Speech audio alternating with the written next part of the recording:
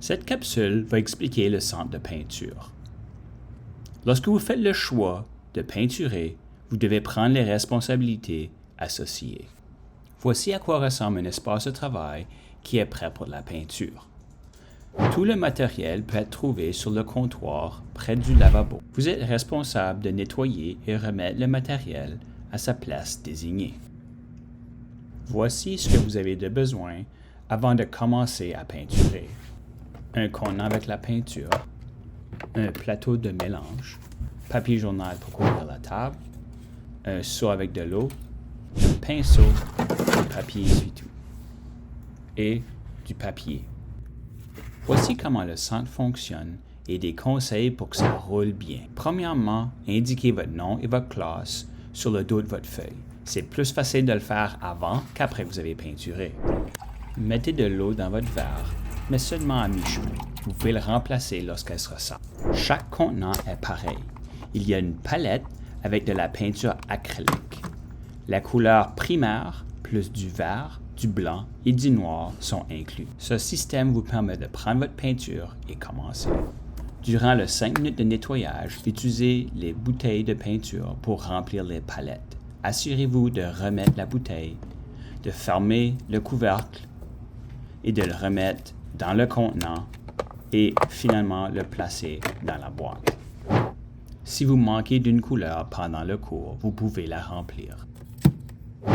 S'il vous plaît, faites les mélanges de couleurs dans vos plateaux de mélange. Utilisez la peinture de votre palette et mettez-la dans le plateau. Ensuite, assurez-vous de laver votre pinceau, on le rince dans l'eau, on l'essuie avec le papier essuie-tout avant de changer de couleur. Lorsqu'il est propre, je peux aller chercher ma deuxième couleur et faire le mélange dans le plateau de mélange.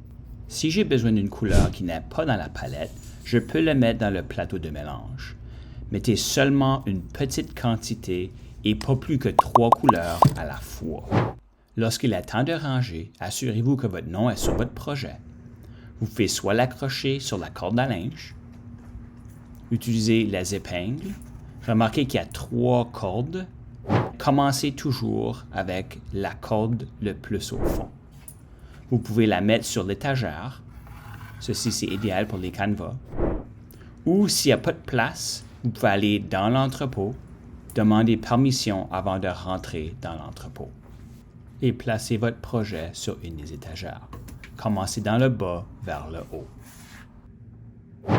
Lorsqu'il est temps de nettoyer, commencez par vider l'eau et rincez le verre. Ensuite, remettez-le à son endroit. Faites sûr de bien laver votre pinceau. Utilisez votre pouce et votre index pour le frotter sous l'eau. Lorsque vous êtes capable de frotter le pinceau puis qu'il n'y a plus de couleur d'eau, votre pinceau est propre et peut être remis. Les plateaux de mélange sont faciles à nettoyer. Utilisez votre doigt ou votre pouce, même une des guenilles. Lorsqu'elle est propre et blanche, remettez-la. Je vais voir les 6 plateaux de mélange sur le comptoir. Assurez-vous de bien fermer les couvercles de la palette.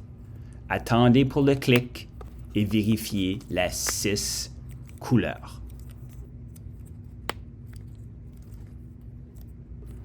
Ensuite, placez-les dans le contenant, fermez le couvercle et remettez-les dans la boîte. Si votre papier journal n'est pas trop sale ou mouillé, vous pouvez le remettre. Finalement, soit avec une guenille, du papier essuie-tout, vous pouvez laver votre table. N'oubliez pas qu'il y a 2 lavabos dans la classe, donc vous n'avez pas besoin d'attendre tout à un évier. Merci de suivre les consignes afin que tout le monde ait une bonne expérience dans le centre de peinture. Si tu fais un dégât, c'est correct, je ne vais pas me fâcher. Viens me dire et je vais t'aider à le nettoyer. Bon apprentissage.